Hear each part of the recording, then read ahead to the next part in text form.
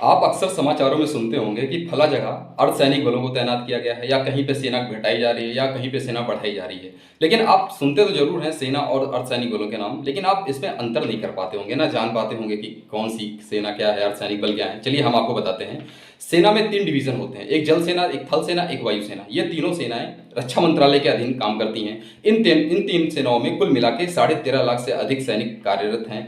ये तीनों सेनाएं युद्ध के समय ही अपने कार्यों का निर्वहन करती हैं और देश की रक्षा करती हैं। बाकी समय ये अपनी बनी छावनियों में रहती हैं। सिर्फ इसमें से एक ऐसी सेना है जो जल सेना है, जो शांति के समय में भी भारतीय तटों की रक्षा करती है सागर में।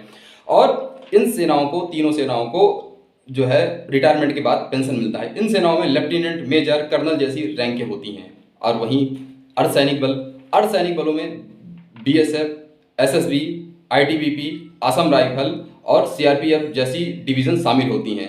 अर्धसैनिक बल देश की आंतरिक सुरक्षा के लिए जिम्मेदार होते हैं। ये रक्षा मंत्रालय के अंतर्गत नहीं बल्कि गृह मंत्रालय के अंतर्गत कार्य करते हैं।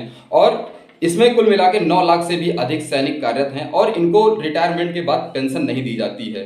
देश में जब शांति होती है, सेना का काम नहीं होता है, तो उस समय देश की आंतरिक सुरक्षा की पूरी जिम्मेदारी अर्धसैनिक बलों की होती है।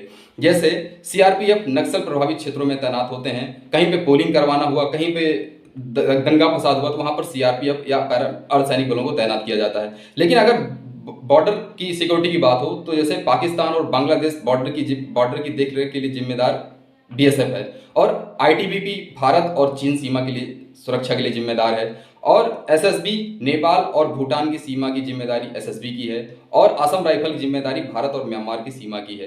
तो इन सब का अलग अलग काम है। ये सारे अर्धसैनिक बल हैं, ये गृह मंत्रालय के अंतर्गत कार्यरत हैं।